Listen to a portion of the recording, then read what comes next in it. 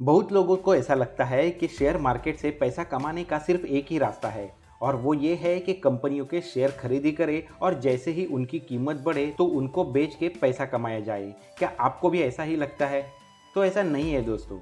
Market को मान ले तो वो एक सदा बहने वाली नदी की तरह है जिसमें विपुल जल है और जिसकी जितनी ज़रूरत है उतना वो उसका फ़ायदा उठा सकता है। ऐसे ही मार्केट से स्टेडी और रेगुलर इनकम पाने के बहुत सारे रास्ते हैं। उसी में से एक ऑप्शन की आज हम बात करेंगे। क्या आपको पता है अक्षता मूर्ति यानी जो नारायण मूर्ति मतलब इन्फोसिस के फाउंडर उनकी बेटी है, उनकी नेटवर्थ 5,927 करोड़ रुपए से भी ज़्यादा है। लेकिन अक्षता मूर्ति इतनी अमीर क्यों है? स्टडी करें तो हमें समझ आएगा। उनकी वेल्थ छुपी है उनके पास होने वाले इन्फोसिस के शेयर की वजह से।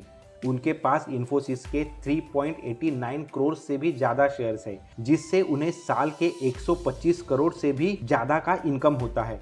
और ये इनकम होता किस रूप में है? तो डिविडेंड के रूप में। तो दोस्तों आज हम बात करेंगे डिविडेंड इन्वेस्टिंग के बारे में। डिविडेंड इन्वेस्टिंग के कंसेप्ट को और अच्छे से समझने के लिए आज एक कहानी मैं आपको बताता हूँ। ये कहानी है रमेश की, जो अपने माँ बाप के साथ रहता था। वो काफ़ी मेहनती लड़का था। अच्छी पढ़ाई और नौकरी के बाद उसने खुद का घर खरीदा था, लेकिन ये घर उसने एक एसेट हो ये सोच से लिया था। जैसे जैसे समय जाता रहा रियल इस्टेट के एप्रिशिएट होने की वजह से रमेश के घर की यानी उसके एसेट की कीमत भी बढ़ गई थी। 5 साल में ये घर की कीमत 3 गुना हो चुकी थी। अभी आपको सवाल पूछे कि रमेश को ये रियल इस्टेट एसेट से कितना मुनाफा हुआ, तो आपका सिंपल जवाब होगा इन्वेस्टमेंट के 3 गुना उसको फायदा हुआ।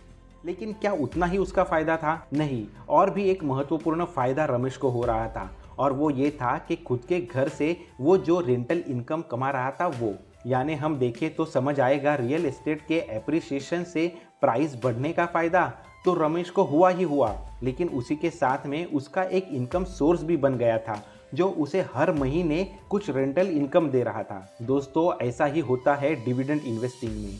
हम किसी कंपनी के शेयर्स खरीदते हैं और वो कंपनी फंडामेंटली अच्छी हो तो उसके शेयर की प्राइस तो बढ़ती ही बढ़ती है।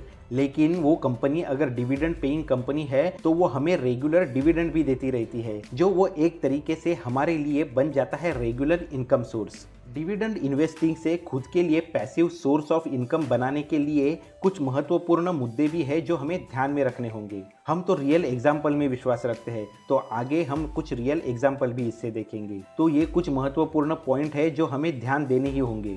डिविडेंड होता क्या है? क्यों कोई कंपनी डिविडेंड देती है? कंपनी के कौन से इन्वेस्टर को मिलता है डिविडेंड? अच्छे डिविडेंड देने वाली कंपनियां ढूंढे कैसे? ऐसी वाली कंपनी में निवेश करने के लिए क्या कोई रिस्क भी है? ढूंढते हैं इन सभी सवालों के जवाब। कोई भी बिजनेस देखे तो एक तो वो डेवलपिंग स्टेज में होता है जब वो नया होता है तब, या फिर एक मैच्योर स्टेज पे पहुंच जाता है जब काफ़ी साल उतार चढ़ाव देखने के बाद वेल सस्टेनेबल मोड पे वो बिजनेस चला जाता है तब। अभी जब भी कंपनी प्रॉफिट करती है तभी उसके पास दो ऑप्शन होते हैं।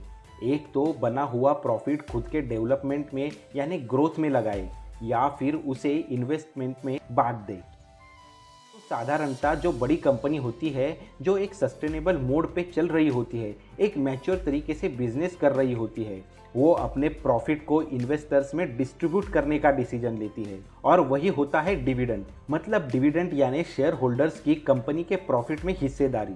अगर एग्जाम्पल ही देखें तो हिंदुस्तान यूनिलीवर, आईटीसी ये कुछ डिविडेंड पेइंग कंपनियां हैं। ऐसे ही गवर्नमेंट कंपनियां भी है जो डिविडेंड देती है, जैसे हुआ कोल इंडिया या आईओसीएल इत्यादि। अभी आप ये तो समझ गए होंगे कि सभी कंपनियां डिविडेंड नहीं देती। डिविडेंड देना या न देना कंपनी का डिसीजन होता है। इसमें ऐसा भी हो सकता है कि जो कंपनियां आज डिविडेंड दे रही है वो भविष्य में डिविडेंड देना बंद कर दे, या आज जो डिविडेंड नहीं दे रही है वो कल देना शुरू कर दे।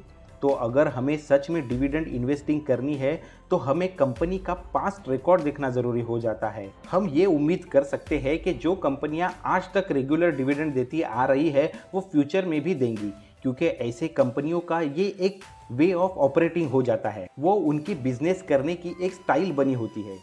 यहाँ पे हम आईटीसी कंपनी की डिविडेंड हिस्ट्री देख सकते हैं। अगर हम यहाँ पे 2015 से भी देखें तो जहाँ पे भी डी दिख रहा है वो इंडिकेशन है कि कंपनी ने डिविडेंड पे किया हुआ है। तो यहाँ पे दिख रहा है कि कंपनी रेगुलरली डिविडेंड पे करते आ रही है। उसी तरीके से हम इंडियन ऑयल कॉरपोरेशन लिमिटेड की डिविडेंड हिस्ट्री भी चेक कर सकते हैं। हमें यहाँ पे देखने मिलता है IOCL भी रेगुलरली डिविडेंड पे करने वाली कंपनी है। हर साल हमें यहाँ पे डिविडेंड पे आउट दिख रहा है। अगर यही चीज़ हम डीमार्ट यानी एवेन्यू सुपरमार्केट्स लिमिटेड कंपनी के साथ चेक करते हैं तो हमें ये नज़र आएगा कि ये कंपनी जब से भी लिस्टेड हुई है तब से उसने कोई भी डिविडेंड दिया ही नहीं है। तो ऐसी कंपनी डिविडेंड इन्वेस्टिंग स्ट्रेटेजी के लिए कभी भी सही मानी नहीं जा सकती है। डिविडेंड इन्वेस्टिंग में महत्वपूर्ण कंसेप्ट और एक है और वो है डिविडेंड यील्ड का। ये डिविडेंड यील्ड मतलब क्या होता है?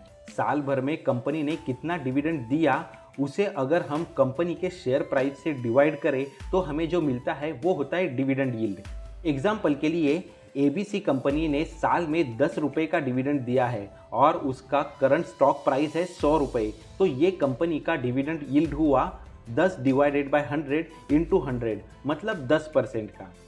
जनरली कंपनियों का डिविडेंड यील्ड 1 से 3% तक का होता है और इसमें ज़्यादा डिविडेंड यील्ड वाली कंपनियां अच्छी मानी जा सकती है। लेकिन इसमें और एक ध्यान देने वाली बात है, हम एग्जाम्पल से उसे समझते हैं।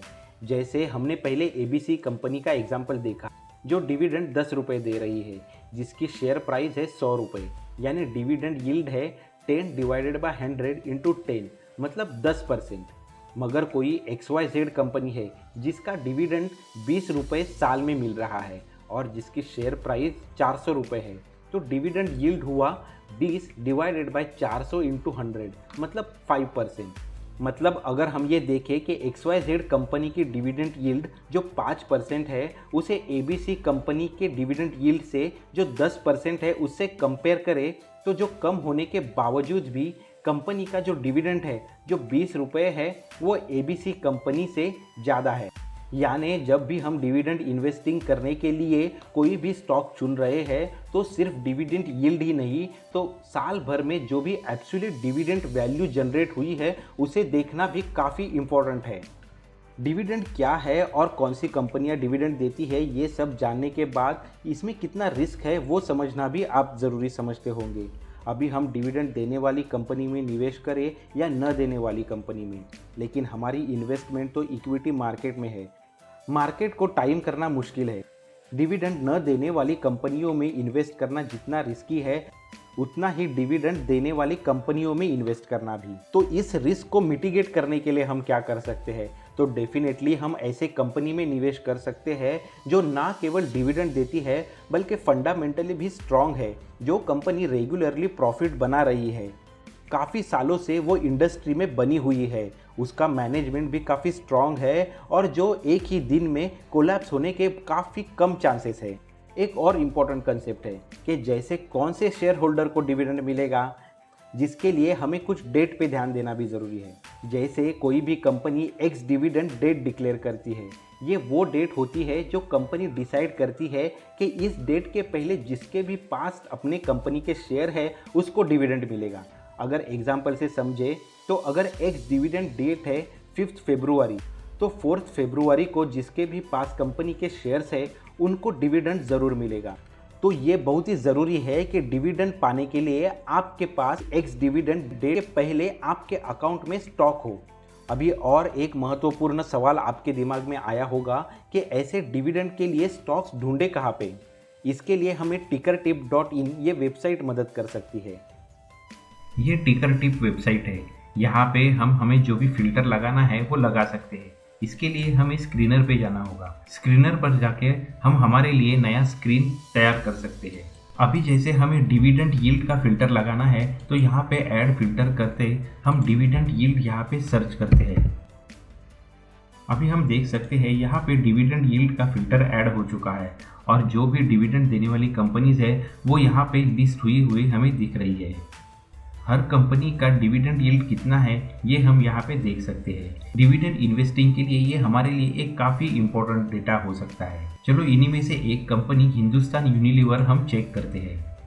हिंदुस्तान यूनिलीवर एक ऐसी कंपनी है जिसके काफ़ी सारे प्रोडक्ट रेंज है और इनमें से हो सकता है कोई ना कोई प्रोडक्ट हमने भी कभी ना कभी यूज़ किया होगा या अभी हम यूज़ कर भी रहे होंगे। अभी ये डैशबोर्ड पे अगर हम फाइनेंशियल पे क्लिक करें तो मल्टीपल रेशोज हम देख सकते हैं। उन्हीं में से डिविडेंड के लिए जो इम्पोर्टेंट रेशो है वो डीपीएस यानी dividend per share. Financial year 2015 के लिए डीपीएस यानी डिविडेंड पर शेयर 15 रुपये था, लेकिन वही अगर हम आज 2023 के फाइनेंशियल ईयर के लिए देखें तो वो 39 रुपीज़ है। 2015 में हम देख सकते हैं कंपनी की शेयर प्राइस 900 रुपये के आसपास थी। यही शेयर प्राइस अगर हम आज यानी 2024 में देखते हैं तो वो 2400 के आसपास है। यानी हमें यहाँ दोनों चीज़ें देखने मिल रही है कि शेयर के प्राइस में भी ग्रोथ दिख रही है और जो डिविडेंड पे आउट है उसमें भी इंक्रीज दिख रहा है। तो उम्मीद करता हूँ आज इस वीडियो से आपको ज़रूर कुछ ना कुछ सीखने मिला हो, और ऐसा है तो इस चैनल को ज़रूर सब्सक्राइब करें, बेल का बटन दबा के ऑल को ज़रूर क्लिक करें ताकि ऐसे इन्फॉर्मेटिव वीडियोस आपको मिलते रहे। वीडियो पसंद आया है तो इसे लाइक भी करें। मिलते हैं जल्दी किसी और नए वीडियो में। Thanks for your time.